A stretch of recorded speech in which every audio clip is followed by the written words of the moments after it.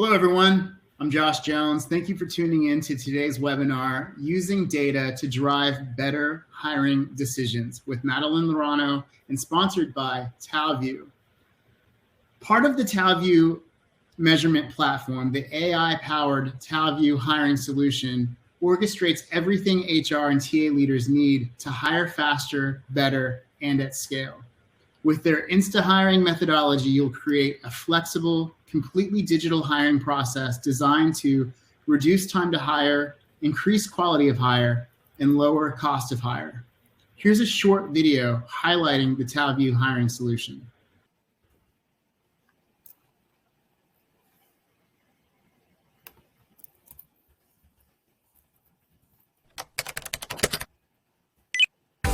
Talview offers an end-to-end AI-powered hiring solution that simplifies and automates your hiring processes.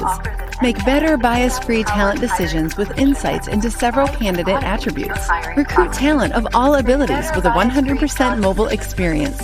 Easily integrate your HR tools with Talview and rest assured that all your data is safe, secure, and private. From the testing center to the office to the home, discover a world of untapped talent. Secure and private.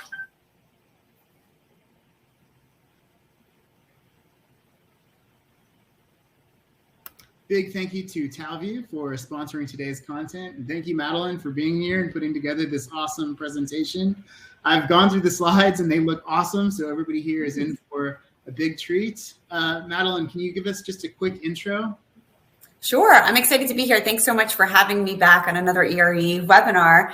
I am very excited about the research that we're going to share today and some of the findings and sneak peek at this new report that we're going to announce today. But we really looked at how talent acquisition has changed over the past year. Companies are increasing their investment in talent acquisition. They're changing how they think about processes. They're changing how they think about strategies. And they're looking at hiring, which is an area that's been really neglected, as a huge focus for 2022. So we're going to talk about everything that includes interviewing, screening, and assessment, and share some new research. I'm the founder of a company called Aptitude Research, and we do research, lots of research.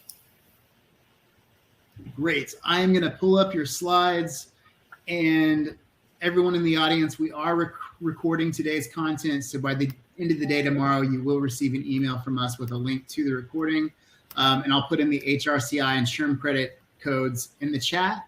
Speaking of the chat, if you have any questions, please post your questions in the chat and we'll do our best to get to those. And without any further ado, Madeline, take it away. Thank you so much. Thank you everyone for joining. Thank you for sharing where you are all.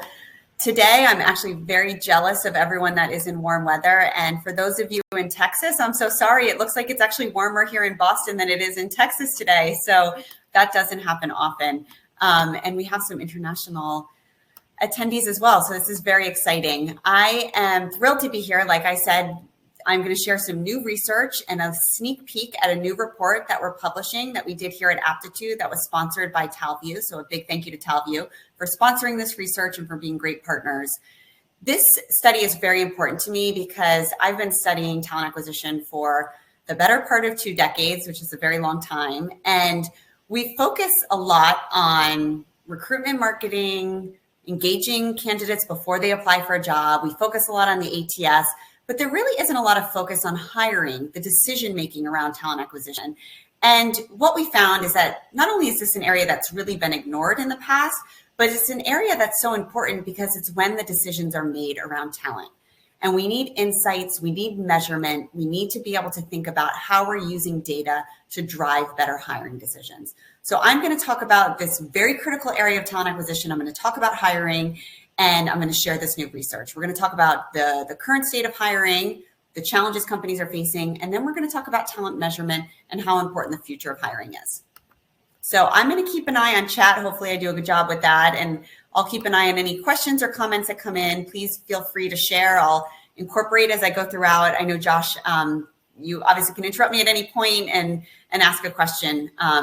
But just to give everyone a little bit of information about the research methodology behind this research study, we do a combination of quantitative and qualitative research. So we do a survey We actually do several different surveys every year, but we did a survey focused on hiring and the challenges companies face, the technology that they're using for hiring to make better decisions. And we also did a series of interviews where we talked to different companies, we talked to TA leaders, we talked to recruiters to find out what their challenges are with the hiring process. So we will be sharing all of that today.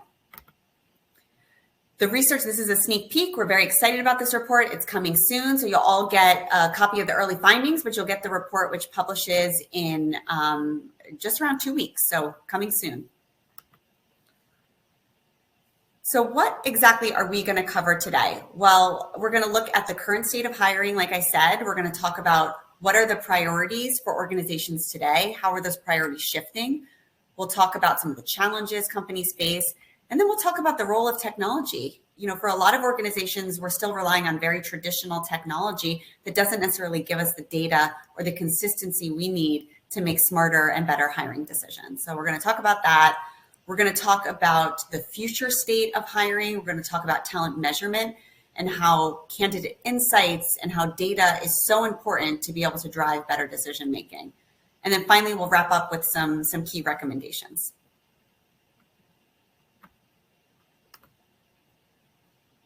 So two points that I want to really make here that are sort of driving everything that we're seeing within hiring today. The first is that we have a lot of data. Companies have access to a lot of data, but we're not using data to drive decisions. And we don't have trust in the data, and we don't have all the data that we need. And we see this as a huge challenge. It comes up as a top challenge with technology, a top challenge as companies look at how they're making decisions. There isn't that consistency we need, and there isn't that quality around data. So we're going to talk about that, and we're going to talk about how that impacts hiring decisions.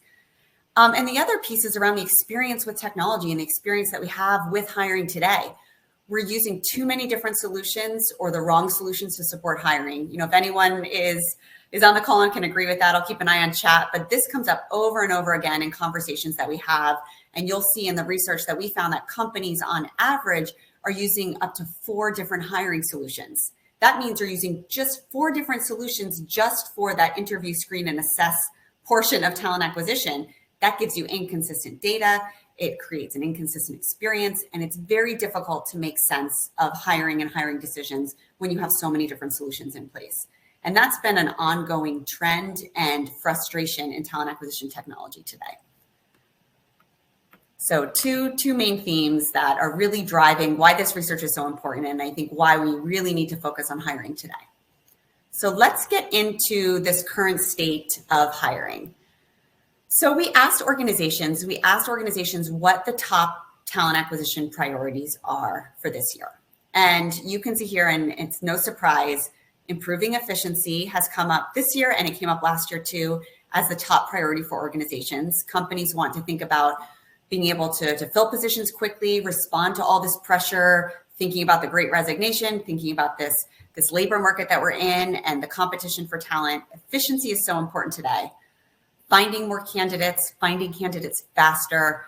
Really, these are driving a lot of decisions, and it's driving a lot of the pressure that talent acquisition is feeling today. Using data more effectively and retaining our recruiters is also priorities as well. But I really want to just talk about the first 3 for a second here, because I think this is where we're seeing a lot of focus. We're seeing a lot of focus on recruitment marketing. We're seeing a lot of focus on sourcing candidates. Companies are really worried about being able to find talent and really worried about how they're going to be able to source, advertise, and think about recruitment marketing. This is where we're seeing a lot of investment. And I certainly talk about it a lot as an analyst.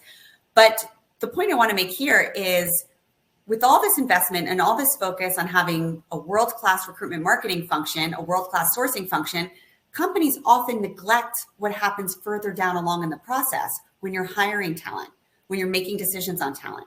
We have to be able to think about putting in the same amount of focus and priority into hiring that we're doing into recruitment marketing today.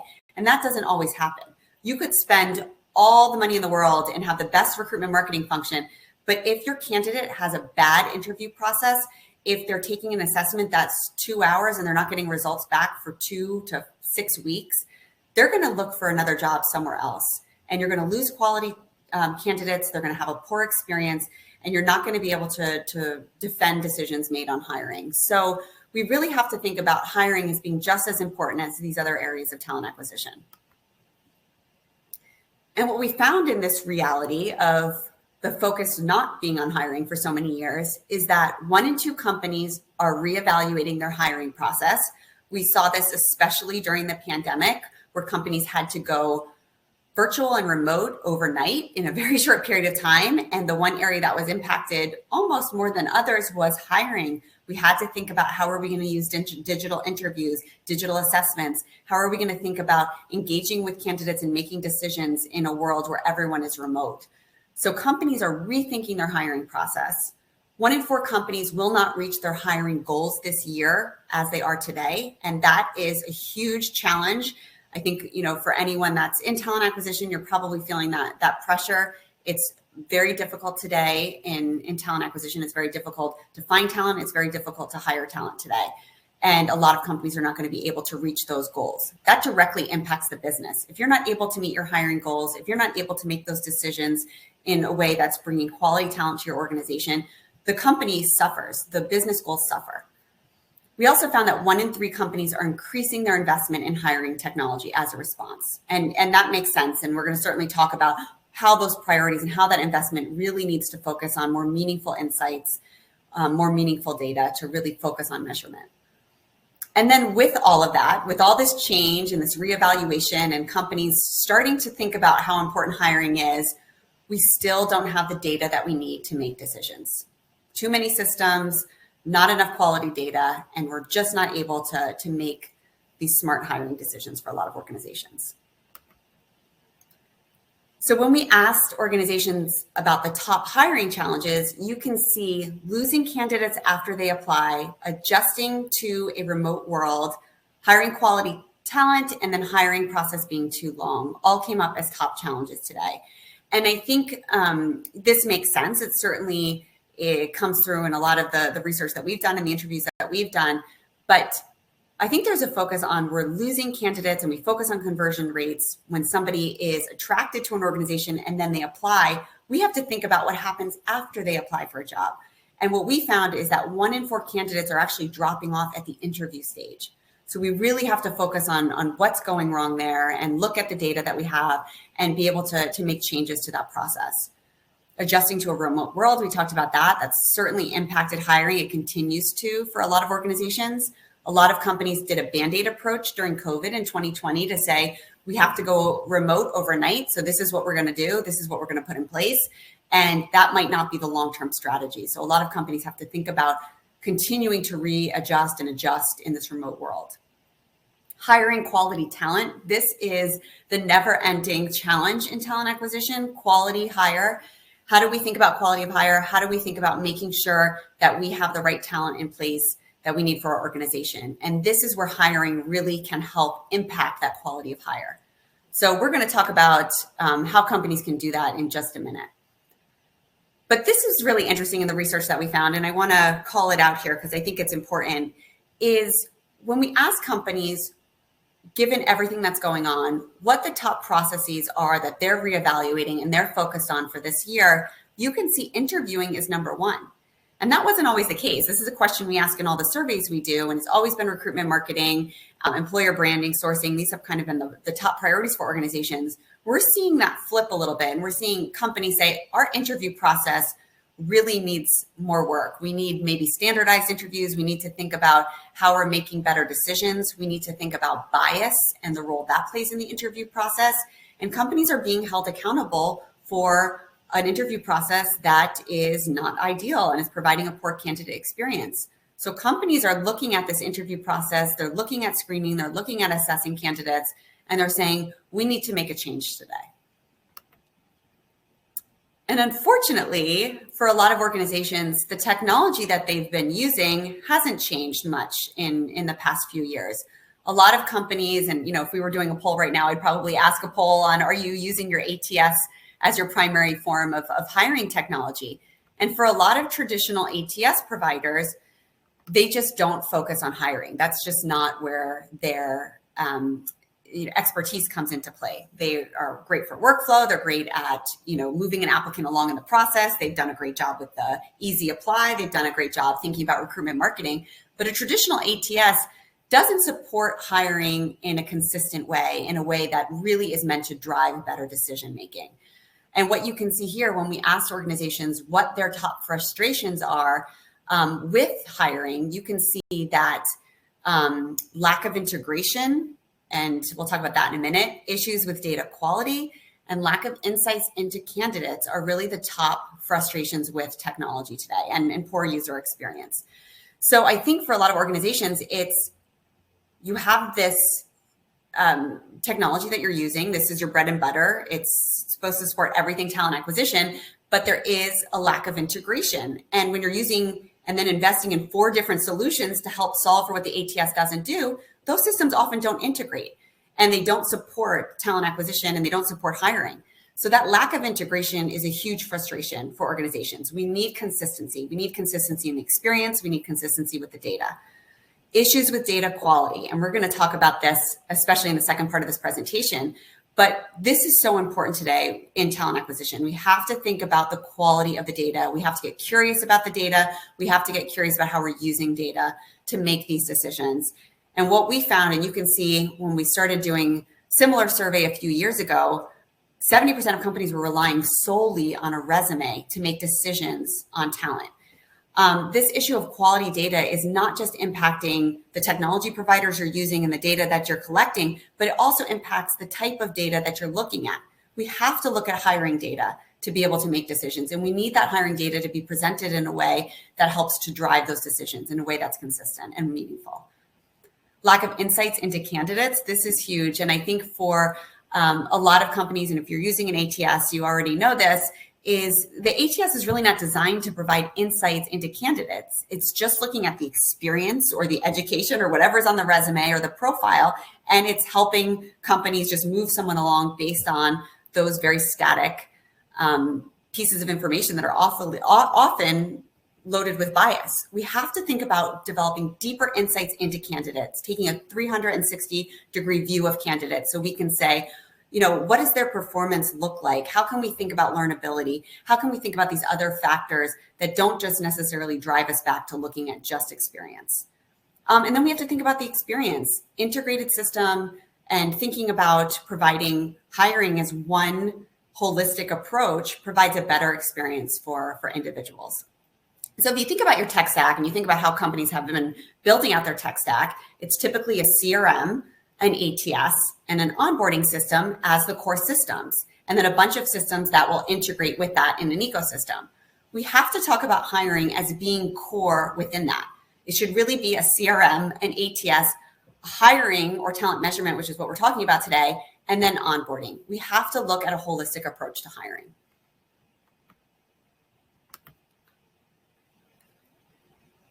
And you can see here, this kind of supports the ATS conversation. I see lots of comments coming in about companies that are, out here using an ATS and are feeling similar frustrations. The ATS doesn't necessarily support a lot of the things that we're talking about when it comes to candidate insights, when it comes to that consistency. And you can see here, companies are using, only 51% of companies are using their ATS for screening, 47% for interviewing, and 29% for onboarding, 25% for assessments. So a lot of companies are looking outside of these areas to be able to really think about investing in solutions. And that creates a situation where they're often investing in too many solutions to solve for that. So we're going to talk about this holistic approach in a minute. Additional challenges that came up in the research is that 59% of companies are not using assessment data consistently. This has been a huge challenge. And I think if you think about traditional assessments that maybe were not even technology-based, these assessments were long, they're cumbersome. They take a long time for companies to be able to interpret the data, and the data is not used consistently, and companies aren't using this assessment throughout the organization. So the assessment process really needs to be disrupted, and it really needs to be tied in and integrated with these other areas of hiring. It can't be this standalone traditional approach that doesn't rely on technology and requires candidates to have a really negative experience, or it requires hiring managers to interpret data that just doesn't make any sense. So we see that assessment is still an area that's ripe for disruption. 52% of companies state that the interview process is taking 2 to 6 weeks. If you think about all the challenges, that companies are facing today with finding talent, being able to recruit talent today, to be able to think about an interview process that's taking up to 6 weeks is a big frustration.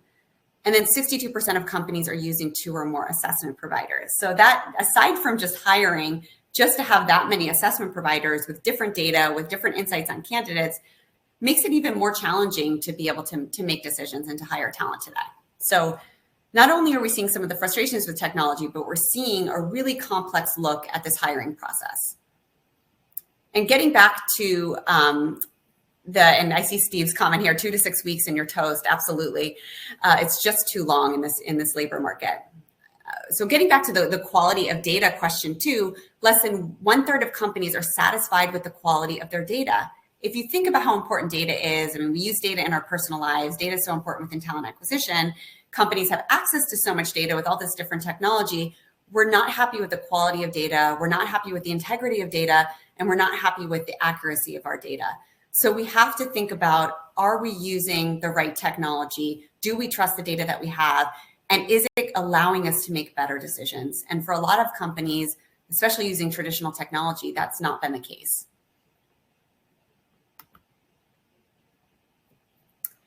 So let's talk about talent measurement for a second. So we talked about the current state of hiring and some of the challenges and the priorities that companies are facing today, the frustrations and the limitations with traditional technology. And now we're going to shift the conversation and talk about talent measurement and the future of hiring. So this, to me is, I'll share a model in a minute, but when you think about all the challenges that we talked about, the inconsistency, the frustration with technology, the frustration with data, we're not really able to make decisions. We're not thinking about hiring holistically. We have to view it as a core part of talent acquisition, just like we do recruitment marketing, just like we do the ATS. So we're going to talk about what goes into this approach for hiring and how companies can use data to drive insights and to drive action. So we define talent measurement and this data-driven approach to hiring as really providing consistent data-driven approach that includes screening, interviewing, assessments, and takes this 360-degree view of a candidate, which is so important today. It's important for ensuring that everyone has a fair and equitable, inclusive process in talent acquisition. We have to understand the candidate. We have to look at the full picture. And for a lot of companies, hiring decisions just aren't made that way. They're made based on the resume, they're made based on the candidate profile, and they're not looking at the complete picture. They're not looking at everything that we need to better understand our candidates today. So we're going to talk about talent measurement, incorporating not just the data that we're collecting in hiring, not just the data we get from screening, interview, and assessment, but also the data that we're getting from candidate insights and from understanding candidates on a deeper level.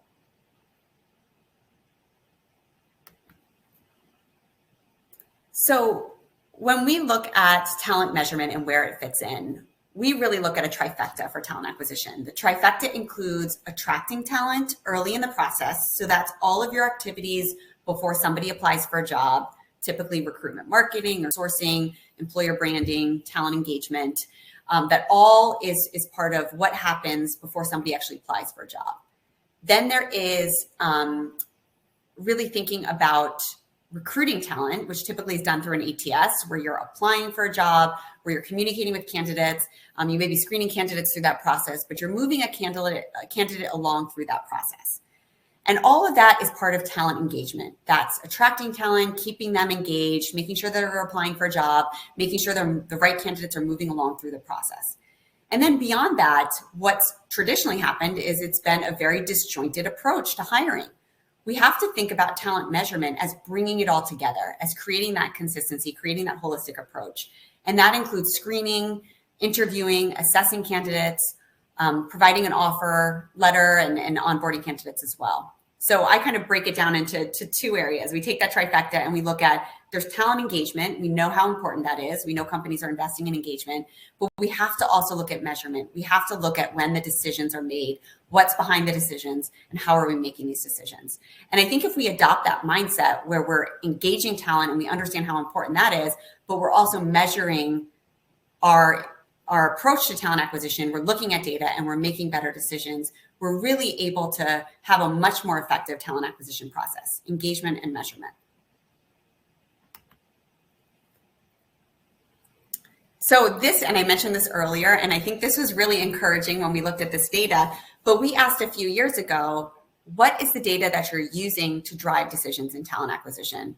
And you can see here that resume data and interview data were not considered the same. So a lot of companies were using resume data to be able to make decisions on talent, 72% of companies. And that sort of shifted a little bit in 2020 as companies started to think about interview data. Maybe some companies were using more assessment data to make decisions. And what we found is that there was a big shift now 2 years later in 2022, where companies are using interview data and assessment data more than they were in the past. And to me, that's very encouraging. It says that we're looking at the full picture. We're looking at the full process. You're collecting data at all these different stages. Why not use it to better inform these decisions?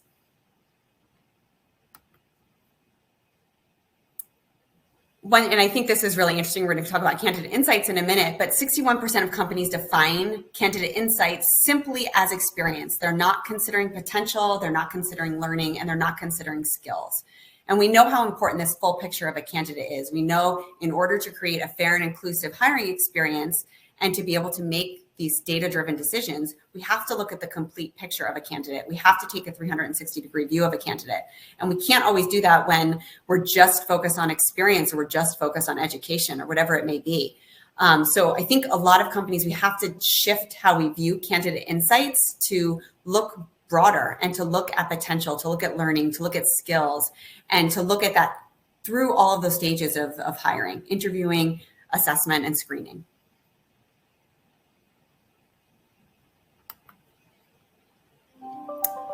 So what is the business impact that we found from looking at candidate insights and taking a broader approach to how we view candidates and thinking about potential, thinking about skills, thinking about learnability?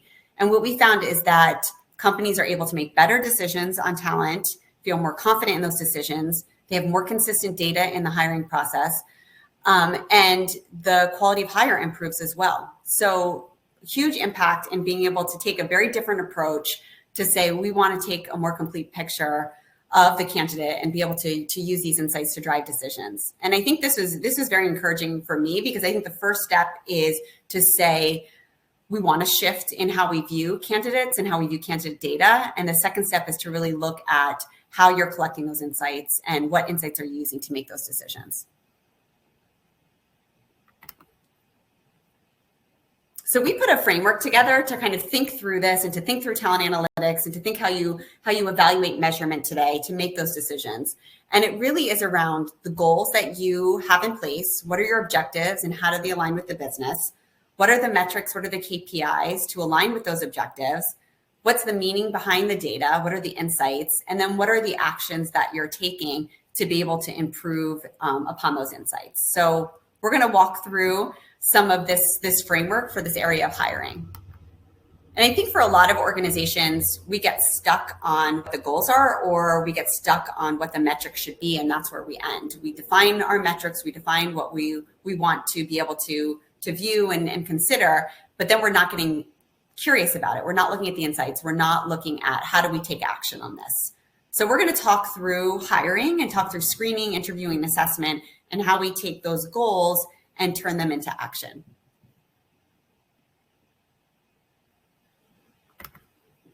And we'll start with interviewing. So for organizations thinking about the interview, and you saw this is more of a priority this year than it has been in the past. You saw that companies are reevaluating their interview process and they're prioritizing it for this year. Some of the goals that came up in the research is to have consistency around the interview process, which I think is so important. You know, I think we've all experienced as candidates or working in organizations, very inconsistent interview process where we're treating some candidates differently than others. Some hiring managers take a very different approach than others. And it's very hard to make sense of interview data when it's inconsistent in your organization. So a common goal for organizations is to think about consistency. Thinking about fairness through the process, we need to make sure the interview process, which is typically loaded with bias, is fair and inclusive. Technology plays a big role within that. There's a lot of digital interviewing technology out there. There's a lot of organizations that are investing in digital interviewing technology or technology to support different areas of the interview process that can help to provide a fair experience, inclusive experience for every candidate. Scheduling is even a piece of that too. For any company that's kind of going through and looking at scheduling technology for the interview process, that's giving everybody a fair opportunity to schedule interviews, just automating the interview scheduling process. Otherwise, you're waiting for either a hiring manager or a recruiter or some administrator to schedule, and they might have some bias for some candidates over others. So we have to provide a fair and inclusive interview process. And then that experience has to be positive. We know it's possible to write negative reviews online if you've had a bad interview. We know this happens for organizations. We know executives are very concerned about the interview process. So providing a positive candidate experience is so important. So how do we think about those goals and then turning them into action? We have to look at the data that we're collecting. We have to look at the interview data, making sure it's consistent for every candidate. We have to look at what are we doing, what's important to our organization. Diversity, equities, and inclusion is important. Are we looking at how many diverse candidates are getting interviews, are getting follow-ups from interviews, how long the interview process takes, what the candidate experience is, if you include any feedback solutions within the interview process. And then you have to get and draw insights through that. You have to get curious about what this means for your talent acquisition process in order to take action. So getting curious might involve understanding why there's delays in the process, understanding why there's bias in the process, understanding the candidates that are moving forward versus the candidates that are not. All of those insights help to drive a stronger hiring process and to help companies make better decisions around talent.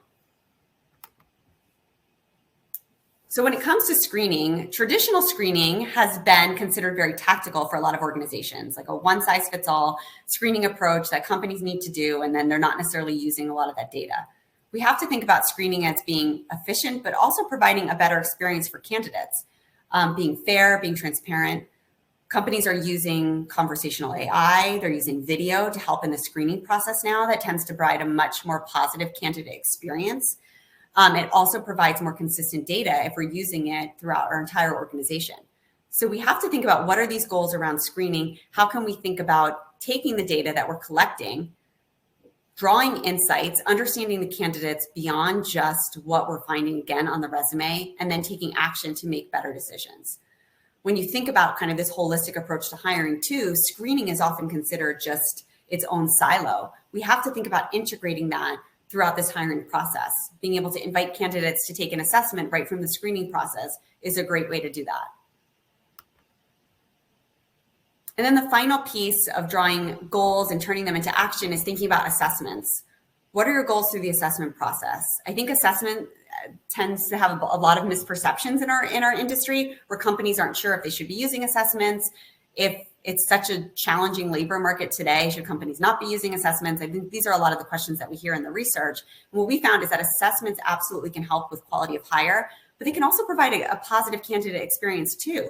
Assessments have moved quite a bit from those traditional assessments that really take weeks and weeks to interpret and just provide raw data that's hard to make sense with, to providing a digital experience, to providing insights and information on candidates in a very inclusive way that allows organizations to make smarter decisions, but also provides candidates with insights they might need to understand what job might be the right fit for them or where else they might be able to apply to. So the assessment market has come a long way. If you're concerned if you should be using assessments or you should not, I definitely encourage you to look at assessments. The positive thing is we're seeing assessments really innovating a lot in the past few years, and we're seeing assessments as being core to hiring. So integrating with interviewing, integrating with screening, and being able to really provide more insights on candidates. You know, an omni-channel approach to assessments where you're not just looking at one assessment that could be skills or personality or behavior assessments, but you're looking at an approach that gives you the insights that you need in an omni-channel way, can help companies be able to make more meaningful decisions and to be able to draw deeper insights from candidates. So that's our framework, and that's sort of the preview of this research and how we're kind of looking at hiring, the frustrations that companies are facing, and how companies can really look at pivoting to making more data-driven hiring decisions today. The research will be out, the report will be out in a couple of weeks. We have a sneak peek report available for anyone that's interested. there's a question here from Steve that I just see pop up on gamification in assessments, and I'll address that quickly before we wrap up to the key recommendations. But it's a great question. I mean, the assessment market has changed. It's innovated quite a bit in the past few years, and gamification or game-based assessments has been a very popular topic for organizations. I think that's still the case. The goal behind game-based or gamification is that you're providing a more positive experience to candidates where it doesn't feel like a test. It feels like you're just drawing insights. And I think that supports everything we're talking about. It helps a candidate feel like they're understood, they're validated, without feeling like they're just answering a test that goes nowhere. And as being part of when gamification and game-based assessments are part of a broader hiring strategy, it gives the candidate more confidence too that they're being considered in a way that's fair and inclusive. So that's, I think a great question. I'll kind of read through before we get to the recommendations if there are other questions I can look at very quickly. There's a lot of questions about thinking like marketers for talent acquisition. And I think some of the challenges with technology that a lot of you are facing, I think are definitely, very valid and concerns that we see in the research as well. So these are great comments, great questions. Yeah, Marcy, we should look at the individuals and their skills and abilities. Absolutely. Look at their learnability. I think all of this is where we need to pivot as organizations to go away from just making hiring decisions based on gut, making hiring decisions based on what's in a resume, to having a really consistent, holistic approach to hiring where we're using interviewing, we're using assessment data, we're using screening data to say, we see you, we understand you, we have a deeper insight into who you are, a 360 view of who the candidate is, so we can make better decisions. That supports the organization, that supports the candidate's experience as well. So it's an important shift that I think organizations need to make this year. So some recommendations as we kind of wrap up here, and then I know we still have some time for questions. So please feel free to send those in. I'll continue to keep an eye on them. Looking at the big picture, I think we have to really understand that hiring is a critical part of talent acquisition today. It's an area that's been ignored for a long time. And you can invest heavily in recruitment marketing. You can have the best technology. You can do the best job advertising, finding the best candidates. But if you neglect them in the hiring process, if you provide inconsistency, if you make them feel that they're not understood or validated in their experiences and their ability to be great performers at your organization, then you're going to lose quality candidates. So we have to look at the big picture. We have to look at how important hiring is today. We have to draw those candidate insights. We have to be able to dig deep and look at those deeper meaning of candidates today beyond just what's on a static profile or on a resume.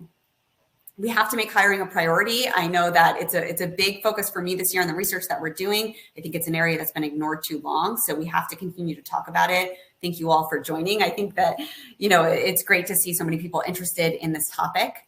Find a partner. Again, there are so many different categories in TA tech right now. There's so many different solutions that are coming up and new startups that enter the market all the time. If you want to be able to really make smarter decisions, we have to look at hiring holistically. You have to think about integration. You have to think about data and experience, and we have to find a partner that understands that. And then have fun. I think to be able to transform your hiring process and to be able to see the impact on the candidate experience, to see the impact on quality of hire, see the impact that hiring managers are seeing throughout this process can be really rewarding. So, I think it's a great time to reevaluate things and rebuild within talent acquisition. And I definitely encourage you to have fun with this because I think it's a great opportunity. Reach out to other organizations. I think the amazing thing to me about this industry is people are willing to share their experience. They're willing to connect with other organizations. So definitely take advantage. So many people have shared so much in chat, which is wonderful and so appreciated. But build relationships. This is an industry where people share, and I feel lucky to be part of it. So with that, I will turn this over to the Q&A. I'll turn it back to Josh, and I'll keep an eye on chat too. So keep them coming. Awesome. Should I pull the slides down or do you want me to leave them up? Either way, we can pull them down. I think the new research is coming soon. So circle back, check out the research and the research report. We had a couple questions. EB was asking about the sorting of resumes, kind of how the ATS system sorts resumes and things like that. Yeah. if you have any insight. Yeah, it's a great question because I think it's been a big trend this year. It's where a lot of companies are wondering how do it's, AI matching has been popular. So that's kind of what I think the trend has been with thinking about sorting resumes.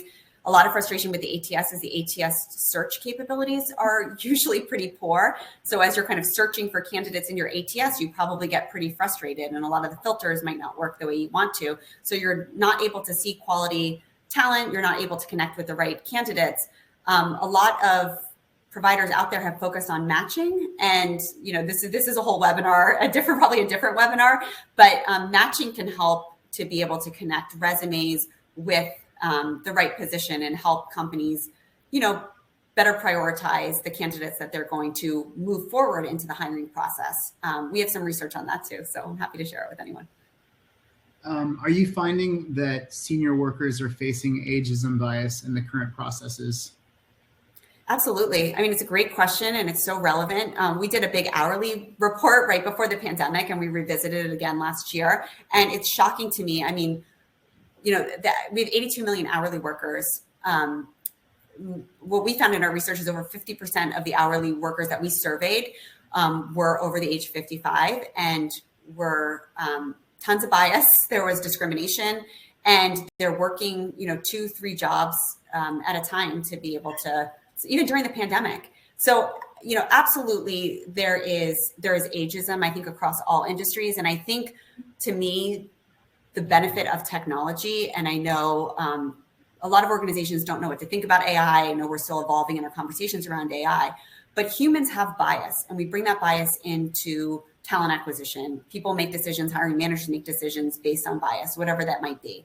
When we have technology, we have the right technology where there's an ethical approach to AI, where we're being transparent about how we make decisions, you're giving everyone a fair and equitable shot at being included and being considered for a job, and decisions are being made by data, not somebody's views on how old someone is or where they went to college or whatever it may be.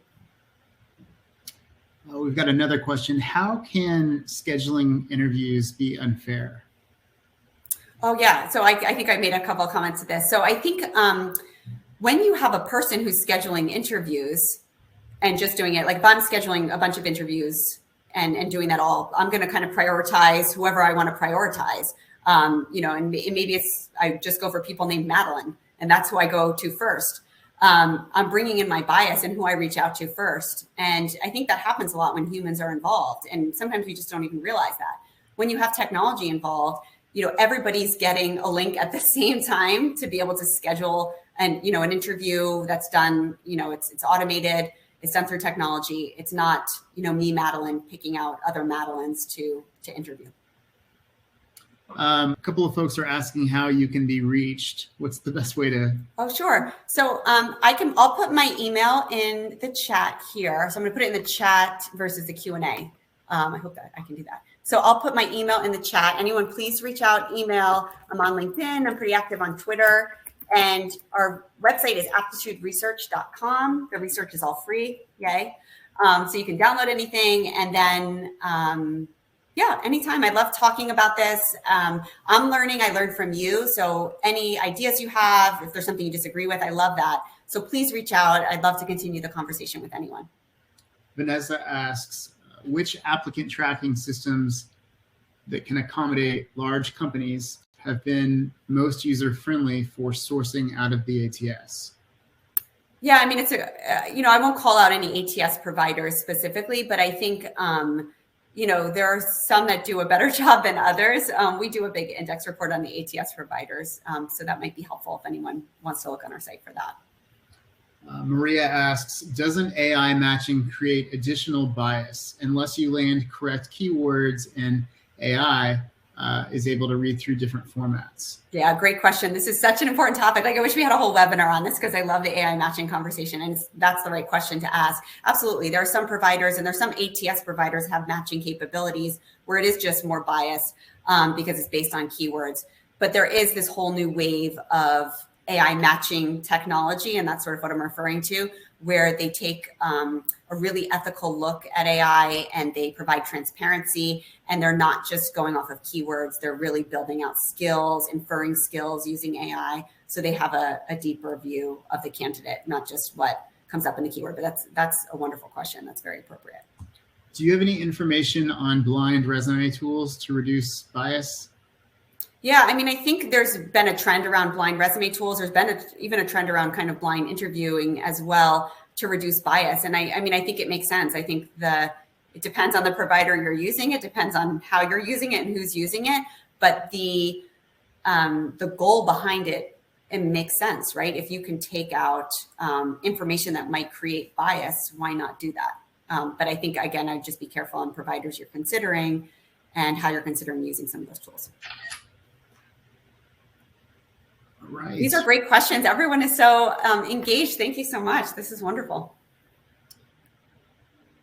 Well, I just want to take a quick moment to say thank you to Talview again for making this webinar possible. Madeline, thank you for putting together this great content. You always do such a great job, and love all the research that you've been doing. This was recorded, so by the end of the day tomorrow, everyone that registered will receive a link to the recording. That link can be shared, so if you've got some colleagues that have missed this, please feel free to forward this along. If you want to get involved with our content, we're always looking for new topics and fresh faces to include in the programming, so reach out to me if you'd like to get involved. And once again, Madeline's pretty easy to find, and she's super nice, so if you have any questions, just follow up with her. Anything else in closing?